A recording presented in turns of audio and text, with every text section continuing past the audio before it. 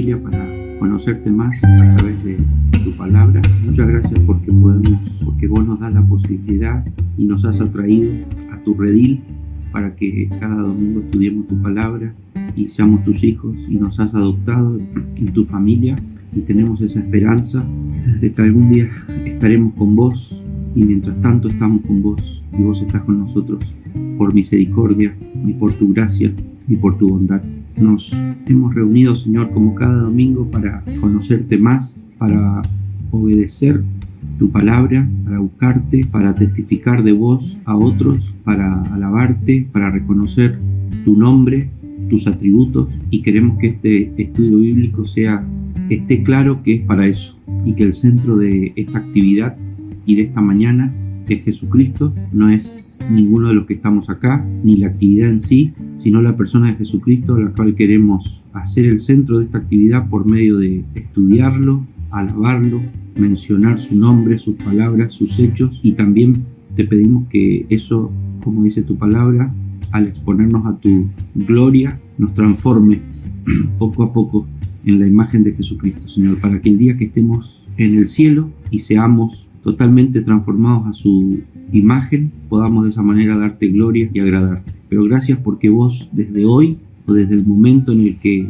nos salvaste, ya nos ves a través de la santidad de Jesucristo, Señor, por tu misericordia. Oramos y ponemos este estudio en tus manos, y como siempre también oramos por todas aquellas personas con las que vos estás trabajando, inquietando su espíritu para resucitarlos espiritualmente y atraerlos a tu iglesia, a tu palabra, atraerlos hacia vos, Señor. Te pedimos que sigas trabajando en ellos para que esa obra de salvación continúe hasta que sean vencidos en su naturaleza antigua y puedan venir a tus pies. Damos gracias, Señor, nuevamente, y estamos muy contentos de estar en este día, en este lugar, haciendo lo que estamos haciendo. En el nombre de Jesús. Amén.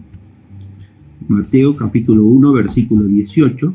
El nacimiento de Jesucristo fue así. Estando desposada María su madre con José, antes que se juntasen, se halló que había concebido del Espíritu Santo. José, su marido, como era justo y no quería infamarla, quiso dejarla secretamente. Y pensando él en esto, he aquí un ángel del Señor le apareció en sueños y le dijo: José, hijo de David, no temas recibir a María tu mujer, porque lo que en ella es engendrado del Espíritu Santo es. Y dará a luz un hijo, y llamarás su nombre Jesús, porque él salvará a su pueblo de sus pecados. Todo esto aconteció para que se cumpliese lo dicho por el Señor por medio del profeta, cuando dijo: He aquí una virgen concebirá y dará a luz un hijo, y llamarás su nombre Emmanuel, que traducido es Dios con nosotros. Y despertando José del sueño, hizo como el ángel del Señor le había mandado, y recibió a su mujer, pero no la conoció hasta que dio a luz a su hijo primogénito, y le puso por nombre Jesús.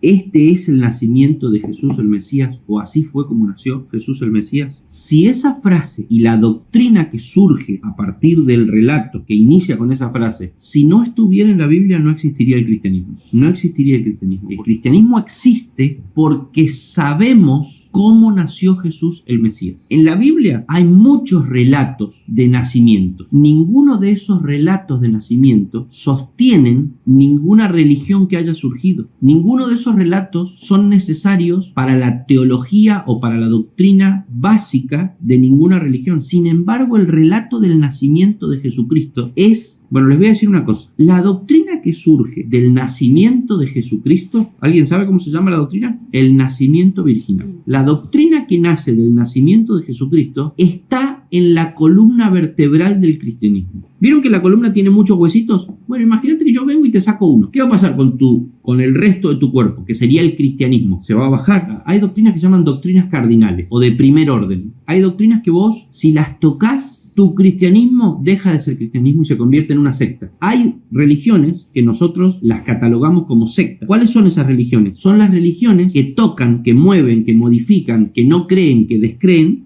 de doctrinas cardinales. Hay dos religiones que están hoy en día a nuestro alrededor, muy conocidas, que nosotros las catalogamos como sectas, como religiones no cristianas, porque tocan, modifican, no creen en la doctrina del nacimiento virginal que surge a partir del relato que estamos leyendo. No creen en eso, modifican esa doctrina. Entonces, este pasaje de la Biblia tienen que empezar a verlo ya no como un pasaje que nosotros estudiamos en Navidad y pintamos un dibujito y hacemos el pesebre y la típica actividad de iglesia y los nenes pasan al frente y dicen un versito. Tenemos que empezar a ser más sofisticados, más maduros, más estudiosos y empezar a estudiar este pasaje como una de las doctrinas cardinales del cristianismo, una de las vértebras de la columna vertebral, valga la redundancia. Porque de este pasaje sacamos una verdad, sacamos una doctrina sobre la que descansa el cristianismo, toda la doctrina cristiana. Sobre la doctrina del nacimiento virginal de Jesucristo, digo para no irnos de tema, se han creado argumentos. Porque usted no se olvide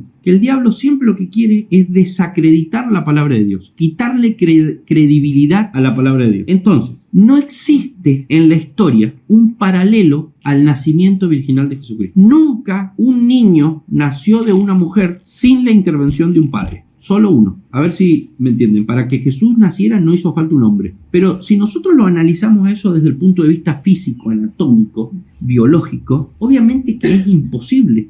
Porque el embrión que se forma, esa célula, esa primera célula, es una célula de la madre que se llama óvulo, en donde ingresa una célula del padre. Entonces no hay un nuevo ser sin la unión de las dos células. Necesitamos sí o sí que haya una célula del padre ingresando en una célula de la madre. Bueno, ustedes piensen que el padre de Jesús fue Dios. La célula que aportó María, la madre biológica de Jesús, fue fecundada, o sea, ingresó en esa célula una célula masculina que permitió la formación del huevo o cigoto, de esa primer célula fecundada. Pero como sabemos que María no estuvo con ningún hombre, entonces tenemos que aceptar que Dios, que es espíritu, que vive en esa trascendencia donde no hay espacio ni tiempo, en esa dimensión donde no hay espacio ni tiempo, ese Dios que vive en ese otro plano donde no hay espacio ni tiempo, tuvo que adoptar a nivel microscópico características físicas de espacio y tiempo, de manera tal de fecundar un óvulo. El ingreso de Dios del plano de no espacio y tiempo en el que Él existe en el plano tridimensional de espacio y tiempo en el que nosotros existimos. Vamos a decirlo en términos hollywoodenses, la unión de dos mundos. Eso es la doctrina del nacimiento virginal. María, un ser humano femenino con posibilidades físicas de procrear, se quedó embarazada de un ser espiritual trascendente que vive o existe en otro plano diferente al plano humano. Eso se llama encarnación de Jesucristo. Eso es el nacimiento virginal. ¿Saben por qué nacimiento virginal? Porque virgen es una mujer que nunca estuvo con un hombre y sin embargo queda embarazada. Nacimiento virginal significa un bebé que nació de una mujer que nunca estuvo con un hombre. ¿Qué? Es imposible. ¿Por qué es imposible? Por cómo funciona la cosa, ¿me entendés? Busquen en la Biblia Isaías 7, versículo 14. Por tanto, el Señor mismo os dará señal. He aquí que la Virgen concebirá y dará a luz un hijo y llamará su nombre Emmanuel. Para un científico no creyente, burlón, leer la frase la Virgen concebirá es para salirse a reír. La Virgen concebirá es más o menos como decir las esquinas del círculo. La Virgen concebirá, la Virgen concebirá. O sea, si es virgen, no puede concebir. Por eso me gusta la Biblia a veces, porque agarra el mundo científico y lo pone patas para arriba. Entonces Dios se lo recuerda y le dice, ojo que vos no estás por encima mío. Mirá, por ejemplo, la Virgen concebirá. Y el mundo científico dice, no, no se puede, porque para que una mujer conciba tiene que existir la unión de dos células, una masculina y una femenina. Y Dios le dice, sí, es cierto. Esas son las generales de la ley. Las generales de la ley son en las que vivís vos. Pero en donde vivo yo hago las leyes. O sea, si yo quiero hacer que las vacas vuelen, van a volar. No, imposible que las vacas vuelen. Ah, sí, mirá, tum, le pongo alas y vuelan. Y ahí tenés un dinosaurio volando. Dios es el que crea las leyes. Entonces, si para que las mujeres conciban necesitan de un hombre, eso no lo limita a Dios. ¿Saben por qué? Porque Él creó eso. Entonces, si Él quiere que una mujer conciba sin un hombre, ¿por qué no lo podría hacer? Si Él es el que decidió que conciba gracias a un hombre. Si tiene el poder para una cosa, también tiene el poder para otra cosa. Si Dios inventó lo que un hombre tiene que aportar para que una mujer conciba, entonces Dios tiene la capacidad de hacerlo Él mismo. Y para darle más credibilidad al asunto, Dios elige una mujer comprometida y a una mujer de buena reputación, porque si la que hubiera concebido por el poder del Espíritu Santo hubiera sido María Magdalena, no le creería a nadie que fue el Espíritu Santo. Esta mujer era de buena reputación, era niña, jovencita, y estaba comprometida con un hombre que era justo, porque dice la Biblia que José era justo. Justo en la Biblia quiere decir que una persona de buena reputación, con un carácter piadoso, los dos eran justos. Y se ve que los dos tenían familias justas, cristianas, serias, santas. ¿Por qué? Porque sus familias se habían encargado de ya desde temprana edad, como era la costumbre entre las personas piadosas, entre las familias de buen manejo de esa época, esas familias se habían encargado ya de arreglar el futuro de sus hijos. Entonces, la familia de María le había buscado a María un señor con el que María se pudiera casar y formar una familia. Y habían buscado a alguien justo, como cualquier padre buscaría para su hija, porque en ese tiempo no se olviden que era así. Los matrimonios se arreglaban entre familias a partir de que la chica ya tenía 12, 13 años. Ya la familia empezaba a mirar y buscaba entre las amistades, entre la gente de la misma religión, a alguien que fuera apropiado para su hija. Entonces eso te da la seguridad de que una familia de buena reputación y de buen manejo en la vida, ¿a qué hombre va a salir a buscar? Y no iban a salir a buscar a un vago, un rebelde, van a salir a buscar a una persona trabajadora, que venga de una familia que tenga buena reputación, que sea responsable. Cuando la Biblia nos da el relato de que María estaba desposada, significa que María estaba casada. Sí, María ya estaba casada con José, pero el casamiento en la época judía tenía 2 etapas. Y esas 2 etapas del casamiento son las que les voy a explicar después de esta breve pausa. Y cuando volvemos, les explico las 2 etapas del casamiento judío. O sea, dijimos que ahora en esta segunda parte íbamos a seguir hablando de las 2 partes del matrimonio en tiempos de Jesús. Pero antes quiero decir 2 cosas que me quedaron pendientes de terminar de explicar, que empecé a explicar hace un ratito y no las terminé de explicar. Yo dije que el diablo hace cosas siempre para desacreditar la palabra de Dios. Entonces, en el caso del nacimiento virginal de Jesucristo, o sea, de que Jesucristo haya sido una persona real, pero que fue concebida en el vientre de su madre por obra del Espíritu Santo, existiendo el aporte biológico femenino, pero no el masculino. Por eso es Dios hombre, porque tiene un aporte natural humano, que sería en este caso, debemos entender que el de la madre, y el otro, el del padre, es el que es reemplazado por el milagro del Espíritu Santo. Y yo expliqué recién 2 cosas. El diablo siempre intenta desacreditar todo lo que dice la palabra de Dios. Entonces, ¿cómo lo ha hecho en el caso de esta doctrina en particular? Bueno, lo ha hecho de la siguiente manera: haciendo que pululen, o sea, que surjan y anden dando vuelta por ahí, otras historias de nacimientos virginales similares a las de Jesús. Historias que se han hecho famosas y que son creídas por mucha gente. ¿En dónde encontramos esas historias de nacimientos virginales? En la mitología. En los mitos hay muchos nacimientos virginales, que yo no voy a nombrar los nombres de los dioses y de las diosas y de los seres nacidos virginalmente, porque a quién le importa Tamuz, esos nombres mitológicos, que vienen de la mitología. Todas estas historias que surgen del imaginario de gente trasnochada, luego de haber ingerido diversas sustancias que le hace tener diversas visiones, pero el ser humano en su degradación intelectual toma esas cosas y alimenta su mente, dando origen a las pavadas que andan pululando por ahí. El nacimiento virginal de Jesús no es un nacimiento virginal más como tantos otros nacimientos virginales que encontramos en la mitología. Es muy distinto. Son personajes históricos, serios, que están comprobados por el mundo científico escéptico. Su existencia está sostenido por toda la obra posterior de Jesucristo y por todas las profecías anteriores a Jesucristo.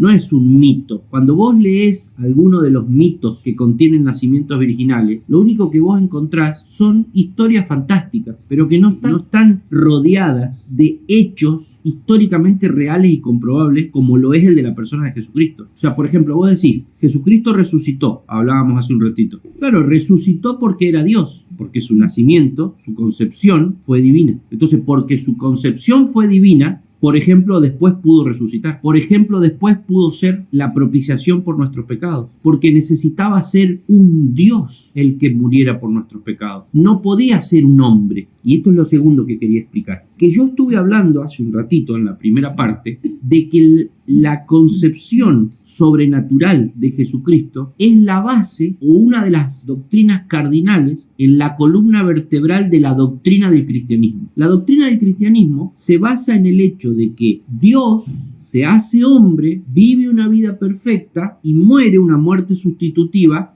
o sea, sustituyéndonos a nosotros mismos, para que nos pueda entregar a nosotros lo ganado por esa vida perfecta, los méritos de esa vida perfecta, y llevarse de nosotros la condenación por nuestros pecados. Eso nunca lo hubiera podido hacer un hombre, porque si hubiera sido un hombre, entonces sobre ese hombre ya pesaba la condena sobre el pecado. Por eso Jesucristo no podía ser solamente hombre, tenía que ser Dios, tenía que ser alguien sobre el cual no pesara la condena sobre el pecado. Voy a decir algo. Jesucristo no nació con el pecado original, porque era Dios. Pero también tenía que ser hombre, para poder identificarse con nosotros, para poder vivir una vida perfecta, como cuando Dios creó a Adán y Eva antes de la caída, y después de haber vivido esa vida perfecta, mirar para arriba y mirar para atrás, y mirarnos a todos nosotros y decir, ¿vieron? Esta es la vida que agrada a Dios. Este es el hombre que sí agradó a Dios. Este es el hombre que Dios había pensado que fuera la humanidad cuando la creó, un hombre sin pecado. Entonces, nosotros tenemos un hombre como Dios pensó al hombre cuando lo creó. Un hombre agradable a Dios. Porque ustedes no se olviden nunca esto, niñas. Cuando Dios terminó de crear, vio Dios que todo era bueno en gran manera. Le agradó lo que había creado. ¿Cómo se dice? Complacencia en pasado. Lo complació, lo complujo.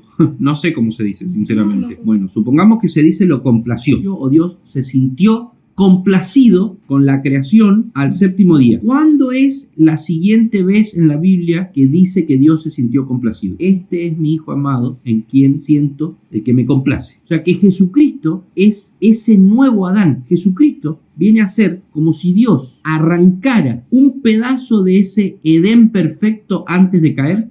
Ese hombre en el Edén que complace a Dios, porque todavía no ha caído. ¿Cómo sabemos que ese hombre que está en el huerto del Edén, con esa mujer, desnudos los dos, complacen a Dios? ¿Cómo sabemos? Porque Dios anda dando vuelta entre ellos. ¿Y qué dice Romanos 3:23? Que los hombres han quedado destituidos de la gloria de Dios. ¿Qué significa destituidos? Significa que Dios ya no camina entre medio de los hombres como caminaba en el huerto antes de la caída. Destituidos significa que han quedado afuera, que ya no están más debajo de la gloria de Dios, no están más bajo la cobertura, bajo la presencia, que no son más aceptados en el seno de Dios, que están fuera de Dios. Y Dios toma de ese huerto de Edén en el que el hombre todavía lo complacía a Dios, trae un pedazo de ese huerto ahora, a este momento histórico en donde la humanidad está caída, y dice, yo pongo en el medio de la humanidad un pedacito de aquel huerto, un hombre que me sigue complaciendo. ¿Y quién es ese hombre? Soy yo en la segunda persona de la Trinidad. Es mi Hijo Jesús.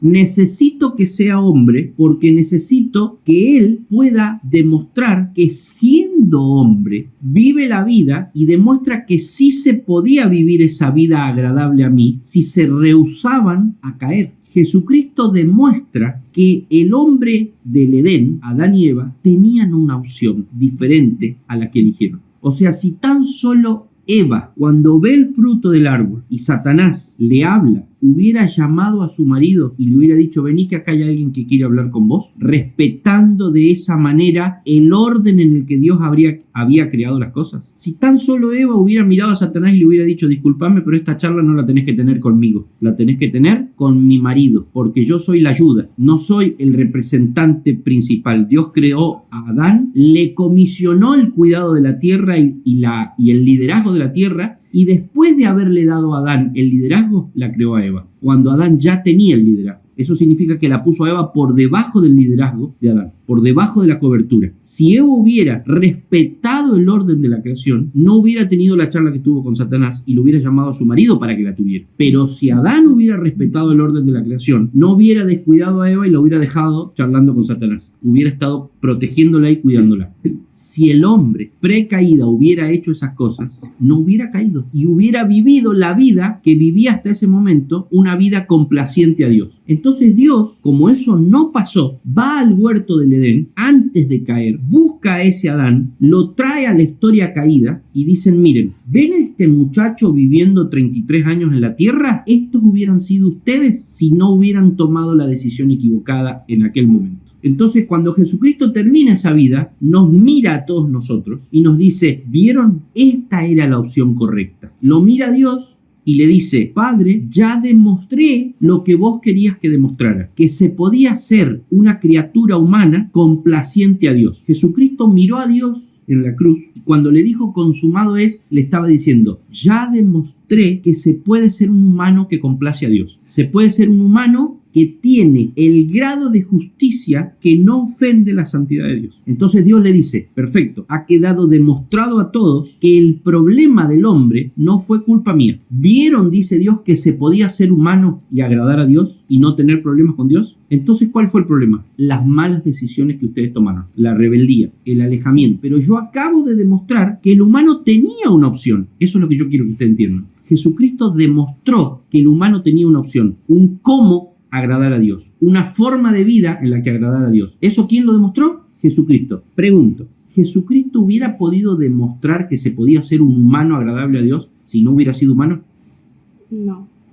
Obviamente que no. Tenemos mucho que seguir hablando de la humanidad de Cristo, de la deidad de Cristo, ¿sí? Para que a lo largo de lo que tardamos en ver este pasaje, vayamos expandiendo nuestro conocimiento sobre la importancia de la deidad de Cristo y de la humanidad de Cristo. ¿Por qué la humanidad de Cristo y creer en que Jesucristo era un ser humano es importante teológicamente? ¿Qué otras doctrinas necesitan de la base de la deidad de Cristo y de la humanidad de Cristo? Entonces explicábamos recién, si Cristo no es un ser humano, no puede identificarse con nosotros como ser humano para demostrar que el ser humano podía vivir de una manera que agradaba a Dios porque él no es ser humano. Pero si Cristo no es Dios, entonces no puede ser un salvador, porque un ser humano nunca podría ser el salvador de los seres humanos, porque nace con pecado. Si Cristo es solamente humano y puede ser un salvador, entonces así como fue Cristo podría haber sido cualquier otro ser humano. No. Solamente pudo ser Cristo, que era humano, pero pudo ser Cristo porque además era Dios. Entonces, esto es muy importante. Solamente pudo ser Cristo, que era Dios, porque la salvación solo puede venir de Dios. Si nosotros decimos que Cristo es nuestro Salvador porque vivió una vida perfecta y no necesitamos que sea Dios, entonces estamos diciendo que un ser humano puede ser el Salvador del ser humano. Siempre la salvación viene de parte de Dios. En el momento que la raza humana cayó, la raza humana pasa a depender de algo fuera del humano para ser salvo. Ahora, si nosotros pensamos en qué es lo que es ser salvo es ser salvos de la condena de Dios sobre nosotros por estar en un estado inaceptable para Dios. ¿De dónde puede venir la salvación? Si un caballo se cayó a un pozo de 6 metros, la salvación tiene que venir de arriba, sí o sí. Ahora piénsenlo así. Si el caballo se cayó a un pozo de 6 metros y se quebró las piernas y se quedó ciego, con más razón la salvación tiene que venir de arriba. Pero ni siquiera ese ejemplo es perfectamente comparable con el ejemplo humano. Porque en el ejemplo humano, no, digamos en el caso humano, el caballo no se cayó a un pozo y se quebró las piernas y se quedó ciego. No, se murió. El caballo se cayó a un pozo y se murió. Entonces decir que el caballo sale del pozo y se salva es más o menos como decir que un círculo tiene 4 esquinas. Allá vos, convertite en el hazme reír del mundo. Pero eso es lo que nosotros decimos, lo que cierta corriente doctrinal, que no voy a nombrar, pero que ustedes ya saben cuál es, piensa que el caballo se cayó al pozo de 6 metros, se murió, pero ahora lo vemos vivito y coleando comiendo pasto por ahí. Eso es lo que dice cierta doctrina. Y que no necesitó de nada externo al caballo y al pozo que viniera y lo rescatara o lo resucitara. No sé cómo hizo ese caballo, pero estando muerto, se la ingenió para resucitar, recomponer sus piernas y su vista que había perdido y salir del pozo de 6 metros de profundidad. No voy a decir cuál es la corriente doctrinal que sostiene esa idea, pero ustedes ya la conocen y el que la quiera conocer que se haga más cercano en lo personal a nosotros. ¿Cómo era el casamiento en la época judía. Quiero explicarlo muy en serio, pero no porque tengo 3 hijas y porque quiero condicionar a mis hijas ni nada por el estilo. El único estímulo que yo debo tener para enseñar la palabra de Dios es enseñar la palabra de Dios. Cuando sea un tema que me beneficia y de la misma manera cuando sea un tema que no me beneficia. Quiero decir otra cosa más. Una cosa es la palabra de Dios y otras cosas son las costumbres judías de hace 2000 años. Tenemos que separar entre costumbres y palabra de Dios. Pero no podemos olvidar el hecho de que también la palabra de Dios a veces valida costumbres y las pone al nivel de palabra de Dios, de principio divino. Entonces, en lo que respecta al casamiento de los hijos, si nosotros vamos a Génesis, Abraham manda al jefe de sus empleados, al más mayor, al que era su mano derecha, que vaya a la tierra prometida, a Canaán, y busque para su hijo Isaac, el hijo de la promesa, una esposa, ¿sí? Y es una muy linda historia que ustedes deberían leer esta semana 500.000 veces. ¿No será mucho? Bueno, Luana no la va a leer porque ya la leyó 500.000 veces. Es que nosotros tenemos estas historias presentes, por ejemplo, la del nacimiento de Jesús, porque a mami no le ponen mi primera Biblia en este dibujito, en el otro dibujito, en este dibujito y en este dibujito. La de José, La de José la vimos demasiadas veces. esa historia de Abraham mandando a su siervo de confianza a la tierra prometida a buscar una mujer cananea para arreglar el matrimonio de esa mujer con su hijo, es de los primeros precedentes, digamos cronológicamente hablando en la Biblia, para entender, y escuchen esto que voy a decir, cómo le gusta a Dios el tema del matrimonio, la forma de armar matrimonio. Vamos a ver muchas cosas muy interesantes acá. Vamos a ver sobre el noviazgo, porque la Biblia habla perfectamente del noviazgo. No dice la palabra novio, pero dice todo lo que nosotros entendemos por noviazgo, solamente que le pone unos condimentos un poquitito distintos. Viste que hoy nosotros nos ponemos de novios, bueno, estamos hablando de la costumbre actual que ya es la tradicional, digamos, ¿no? Pero obviamente no vamos a hacer referencia a las verdaderas costumbres mayoritarias de la actualidad porque damos por sentado que están mal. No vamos a gastar tiempo de esta charla en hablar de concubinato porque está mal. No es bíblico el concubinato, lo digo por si hay alguien mirando el video, no quiero ofender a nadie ni quiero ser descortés, pero en la Biblia lo que es bíblico, lo que le agrada a Dios es el matrimonio. Concubinato no es bíblico. Tradicionalmente lo que se usa en nuestros días es que 2 personas del sexo opuesto, porque obviamente tampoco vamos a hacer referencias a parejas del mismo sexo, o sea, no vamos a gastar tiempo en cosas que ya sabemos que no son bíblicas. Es que 2 personas a una determinada edad madura se empiecen a frecuentar, a gustar, a interesar la una por la otra y que visto el interés que se lee en la relación, esas personas se hagan cercanas y en algún determinado momento ellas hablen entre ellas y se digan algo similar a, che, parece que hay química entre nosotros y probablemente, y que se pongan de acuerdo para iniciar un proceso de vida cercana que oficia como un paso previo a lo que después puede ser la conformación formal de una familia a través del acto del matrimonio, del evento del matrimonio. Entonces a eso nosotros le llamamos noviazgo y durante esa etapa de noviazgo las personas son cercanas, se juntan mucho, charlan. Estamos hablando del noviazgo cristiano, no del noviazgo no cristiano en donde las personas hacen vida matrimonial pero sin haber pasado por el evento matrimonial. Y estamos hablando de 2 personas que se ven 2 o 3 veces a la semana, que charlan, que comparten tiempo juntos, que hacen actividades juntas, que charlan de sus intereses, de sus gustos, de sus creencias, ¿sí? Y al cabo de un tiempo, que es un tiempo normal, no son ni 10 años ni 10 días, y esas personas ven luego de ese periodo de acercamiento y de conocimiento que es bastante factible que les pueda ir bien si logran unirse en matrimonio para toda la vida. Nosotros como cristianos vamos a decir que eso es lo que se usa hoy dentro del cristianismo. Si en el cristianismo en el que vos vivís no se usa eso, es porque no es cristianismo. O sea, si vos vivís, esto obviamente lo estoy diciendo para la gente que está viendo el video, si vos vivís en un cristianismo en donde las parejas se pueden juntar y vivir como casadas cuando no han pasado por el matrimonio, no es cristianismo en lo que vos vivís. O sea, digamos las cosas como son. O sea, la fornicación es pecado. El adulterio es pecado. Lo vamos a decir más fácil. Las relaciones sexuales antes de casarse están mal. Y si tu iglesia o el cristianismo donde vos lo vivís lo permite y no lo disciplina, tendrías que retirarte de esa iglesia. Porque es una iglesia que acuna, que da lugar al pecado. Entonces está ofendiendo la santidad de Dios, está manchando el nombre de Dios, está permitiendo que se desacredite a la esposa de Cristo, que es la iglesia. Y si una iglesia permite esas cosas, no es una iglesia fiel a la palabra de Dios, y es una iglesia peligrosa. Dicho eso, cuando nosotros vemos el noviazgo en la Biblia, vemos que es al revés. El noviazgo en la Biblia funciona al revés que el noviazgo cristiano, vamos a decir, que nosotros tenemos hoy en día. El noviazgo de hoy en día, ¿para qué es? ¿Cómo lo dirían en palabras de ustedes? ¿Para qué dos personas se ponen de novio hoy?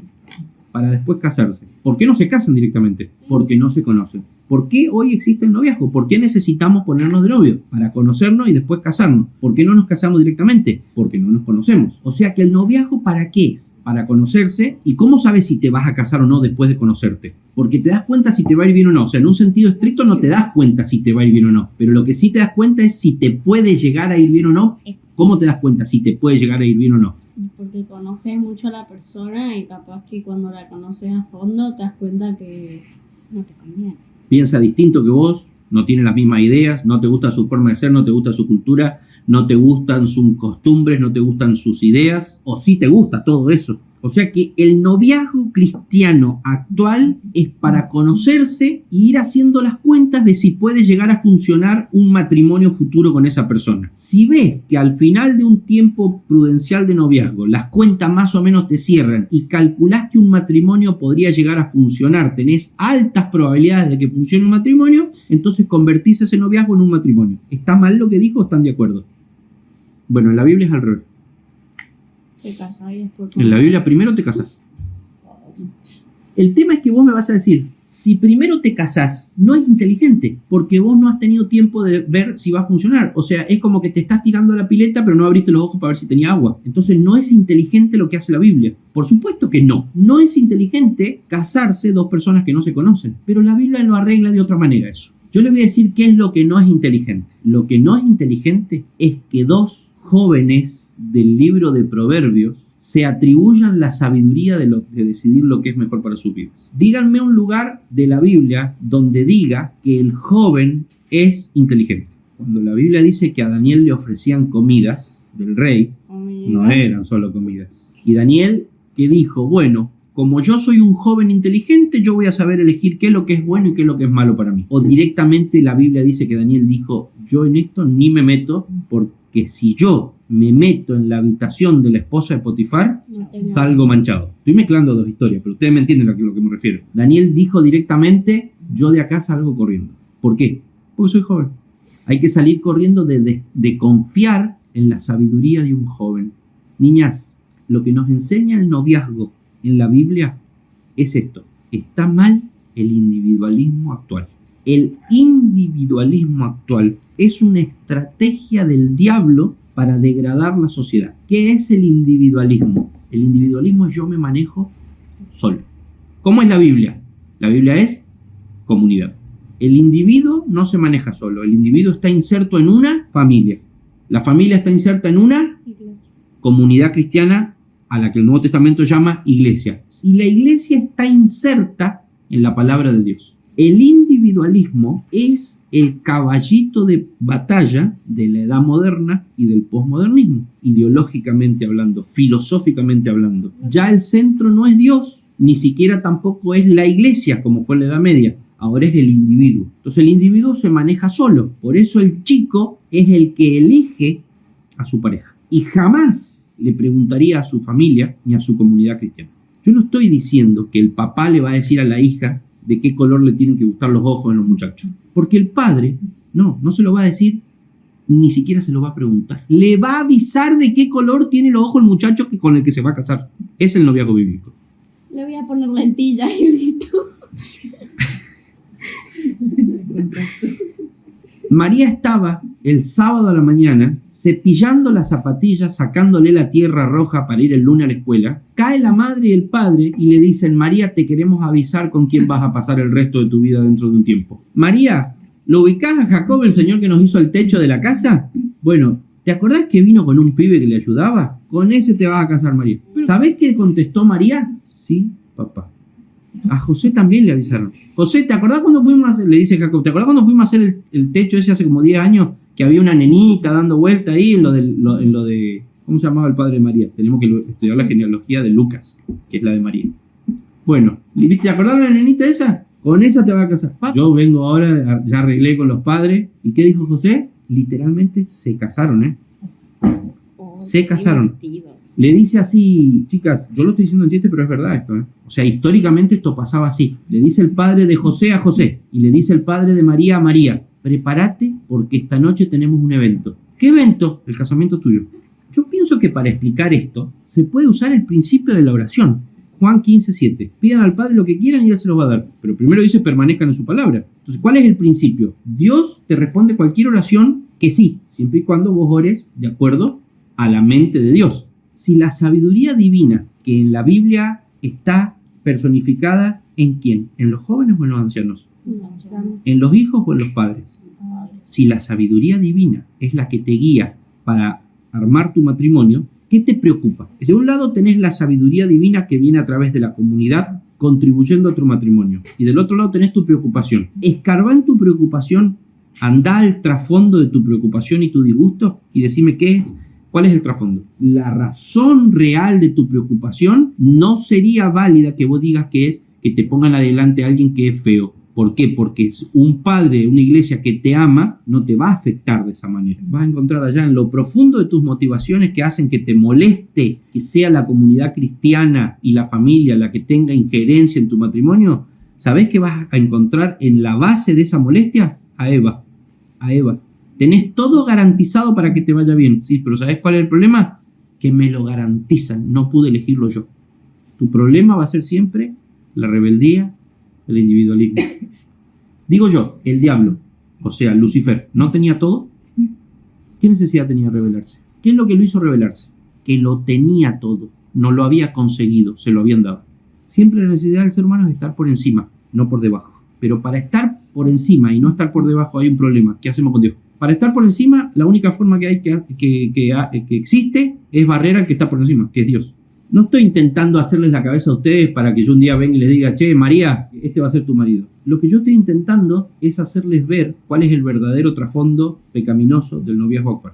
El noviazgo actual no se encuentra en la Biblia. Eso que nosotros describimos al principio, que hoy nosotros nos ponemos de novio para conocernos y ver si hay posibilidad de que el matrimonio funcione, muéstrenmelo en la Biblia. No existe, pero en la Biblia sí existe la comunidad cristiana, sí existe la sabiduría de los mayores, sí existe la familia y sí existe el noviazgo, pero un noviazgo que es al revés, un noviazgo que no está basado en la sabiduría del joven, sino en la sabiduría del adulto, y un noviazgo que está basado en el concepto de amor verdadero, que es un amor incondicional que primero muere en la cruz y después se queda esperando que vos te obnubiles por esa expresión de amor y obedezcas. Dios no nos ama cuando ya vio que le vamos a obedecer. Primero se da a sí mismo y después espera que nosotros respondamos a eso. Ese es el noviazgo bíblico. Es un noviazgo en el que vos primero te comprometés y después esperás que el compromiso funcione. No probás primero y si funciona te comprometés. Es al revés. El compromiso no está basado en el funcionamiento. El funcionamiento está basado en el compromiso. Eso es lo que es al revés. Yo no me comprometí porque vi que funcionaba. No, yo hice que funcione porque me había comprometido a que iba a funcionar.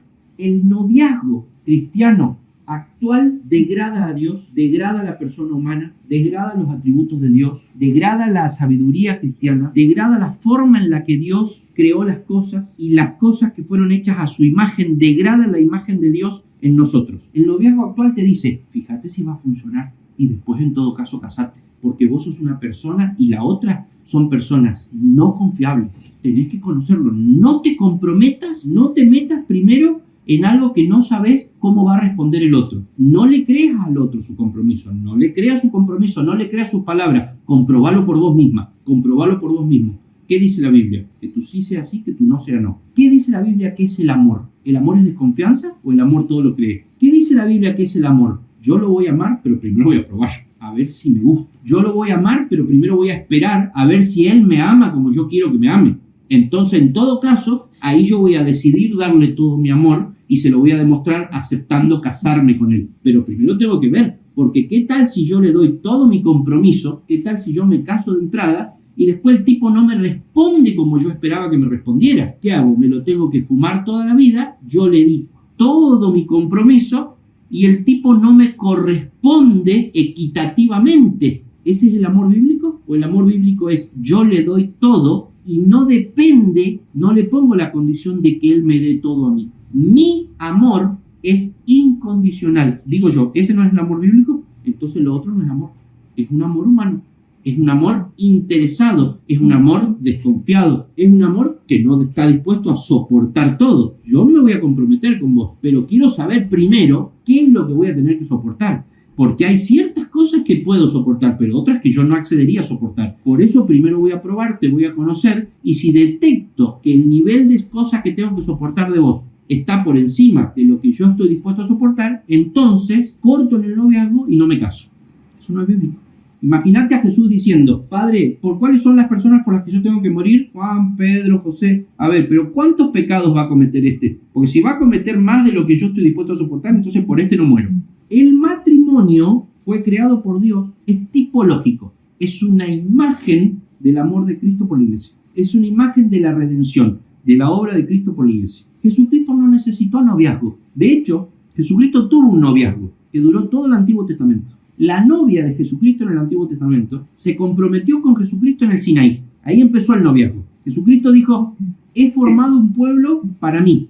Yo que te saqué de la tierra de Egipto, te llevé, te hice cruzar el Mar Rojo, te conformé como novia mía, te elegí, te conformé como novia mía, te di mi nombre, mi identidad, te dije, pueblo mío eres tú, te di mis vestidos, te di mi dinero, te di mi cobertura. O sea, Dios lo hizo su pueblo, le dio su ley, lo vistió. Dijo, ustedes ya no son como los otros, ya no son cualquier pueblo. Son el pueblo, ¿quién? Mío. Yo estoy comprometido con ustedes. El compromiso de Jesucristo, ese noviazgo que empezó en el Sinaí cuando Él forma su pueblo, no tenía la opción de no terminar el matrimonio después. Porque el amor de Dios no es condicional. Dios con el que se pone de novio se casa. Por eso no existe el noviazgo, existe solo el matrimonio, porque es incondicional. Vos no necesitas ver si Israel va a funcionar como esposa entre el Sinaí y el segundo pacto, y el nuevo pacto. Dios no necesita ver el desempeño de Israel entre el 1600, el 1400 y el 1000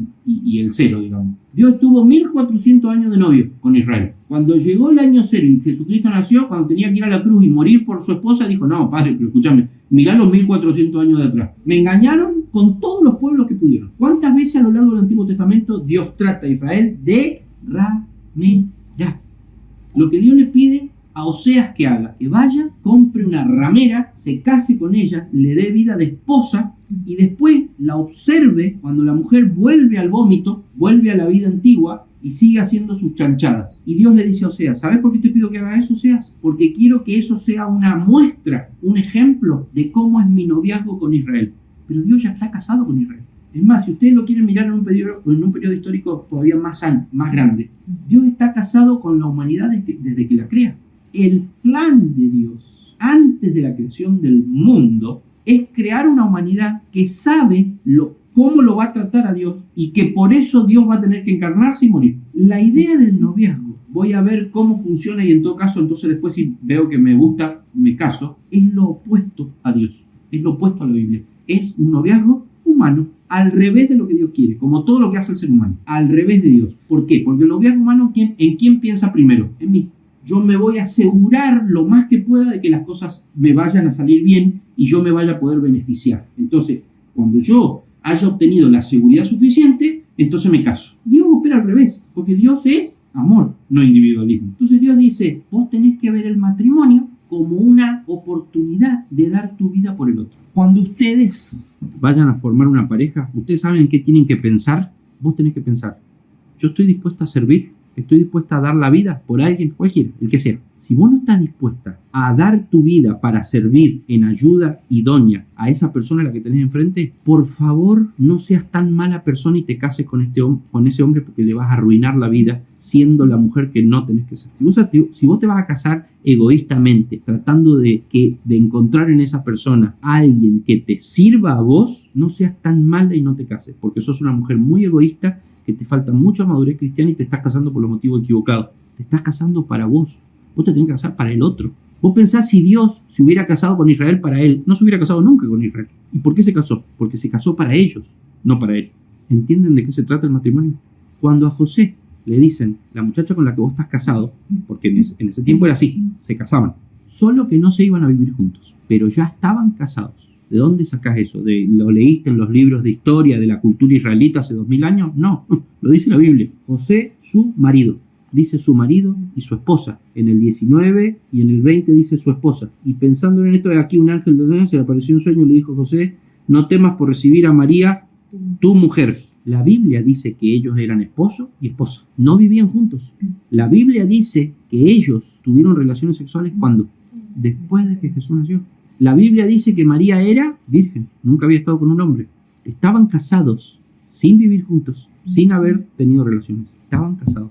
Ese era el casamiento de la época. Igualito que el de hoy. O sea, yo no puedo preguntar por qué José se casó con María. ¿Saben por qué? Porque José no se casó con María. A José lo casaron con María. Pero sí puedo preguntar esto. A José lo casaron con María, porque esa era la costumbre. Se llamaba Kiddushin. Los padres arreglaban entre ellos, juntaban a los pibes, los padres tenían que hacer una fiesta, los padres de uno le tenían que dar plata al otro para que hiciera la fiesta, los padres del muchacho, a la chica le tenían que dar plata. Esa dote tenía un nombre, se organizaba la fiesta y se hacía la primera parte del casamiento. Cuando terminaba ese casamiento, ¿saben qué hacían los muchachos estos? Se iba cada uno a su casa. Generalmente por un periodo de 6 meses a un año. Y seguían haciendo vida de hijos, pero ya estaban comprometidos. Pero no es el compromiso actual. No era un compromiso. Estaban casados, lo dice la Biblia. Estaban casados y no podían tener relaciones sexuales y no podían vivir juntos. Y no podían compartir la vida diaria, o sea, las decisiones. Che, vamos a comprar esto, qué camello nos compramos, en qué vamos a ahorrar plata, qué vamos a hacer. No, o sea, no podían, estaban casados en todo lo que tiene que ver con las obligaciones, pero no estaban casados en todo lo que tiene que ver con los derechos. ¿Te das cuenta? Al revés que de hoy. Hoy las obligaciones no existen, pero sí los derechos. Viste que hoy se usa la palabra amigos con derechos. Eso es lo más diabólico que existe. No estamos casados, pero sí tenemos los derechos. En ese tiempo sí estamos casados y no tenemos los derechos. Fíjate cómo el ser humano va desvirtuando todo. Ahora, pregunto una cosa. Yo dije al principio, tenemos que separar costumbres de lo que dice la Biblia, porque alguien va a saltar y va a decir, no, bueno, pero esa es la costumbre judía de la época. No podés convertirlo en un mandamiento para estos días. No, por supuesto. Pero digo, ¿la Biblia habla mal de eso en este pasaje? Al contrario.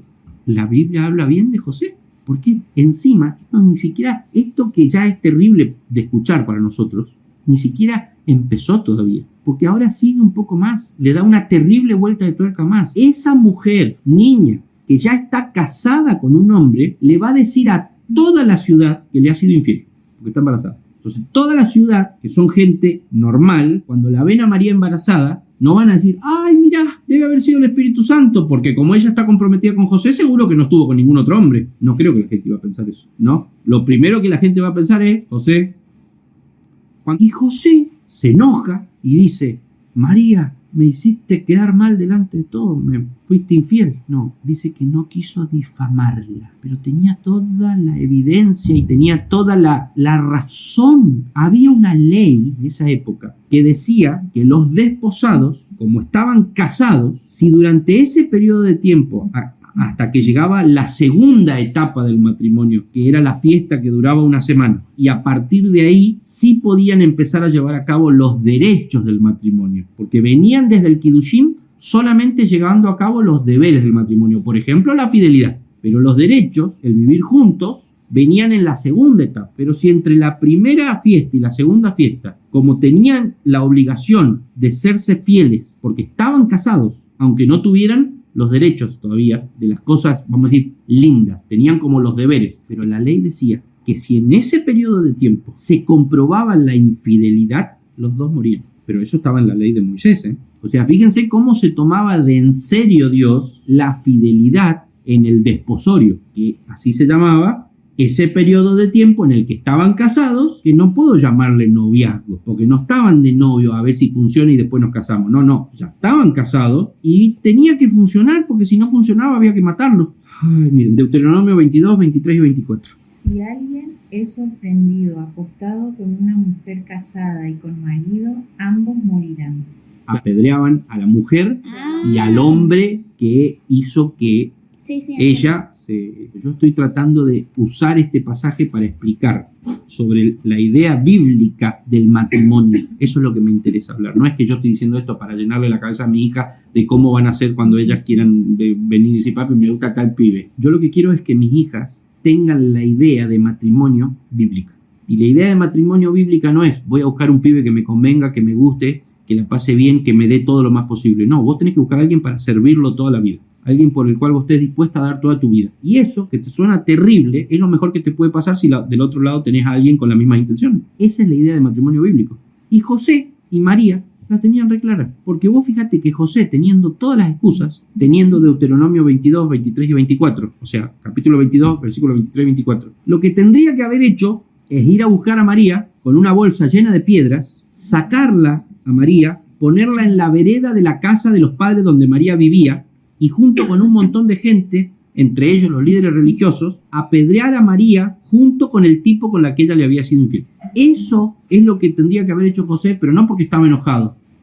No, para cumplir con la ley. Quisiera o no quisiera, como él era un hombre que obedecía la ley, aunque él no quisiera, porque ponerle que diga, bueno, pero yo la quiero tanto a María que la voy a perdonar, está bien, no me voy a casar con ella, no me voy a terminar, no voy a llegar a la segunda parte del casamiento, no va a ser mi esposa porque yo no estoy dispuesto a vivir toda la vida con la bendición, como le dicen ahora, o sea, con el premio del... No quiero ser humillado, pero de última tampoco la voy a matar, la dejo, ella ya va a tener que cargar toda la vida con el rótulo de que fue una adúltera, de que es una mala mujer, y yo arranco de nuevo. Total, hay tantas otras mujeres que no, la tenía que matar. Eso es lo que decía la ley de Dios que José tenía que hacer. Pero también la ley daba otra opción. Daba la opción de que él tuviera un divorcio silencioso. La ley le daba la opción al hombre, si la mujer le había sido infiel, de que el hombre se divorciara, o sea, rompiera el matrimonio, pero sin castigar a la mujer. En eso estaba pensando José cuando se quedó dormido. José no quería difamarla. Difamarla es contarle a todo el mundo lo malo que vos sos. Hablarle a todo el mundo mal de vos. En este caso, con razón, porque María estaba embarazada. Y la única conclusión posible es que había tenido relaciones sexuales con otro hombre en un periodo de tiempo en el que ella estaba casada con José. Contarle eso a todo el mundo era difamar a María.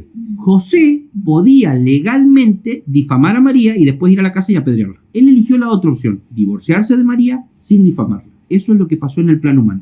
En el plano divino, lo que ocurrió fue lo siguiente. María quedó embarazada por el Espíritu Santo y José se casó con María porque Dios a través de un ángel le avisó a José que María estaba embarazada. Por el poder de Dios, que él se tenía que terminar de casar con María, que tenía que cuidar a María, que tenía que hacerse cargo del niño y hasta qué nombre le tenía que poner. Pero yo quiero que ustedes entiendan esto. Tanto María como José, a todo eso que les pasó, ellos dijeron, sí, Señor. María, ¿qué dijo? Aquí está tu sierva, hágase con ella lo que vos quieras. Y José, ¿qué dijo? Sí, y fue y lo hizo. Bueno, lo vamos a dejar ahí porque ya estamos en exceso de horario. Después, la semana que viene, vamos a ver algunas de las implicaciones teológicas que tiene esto.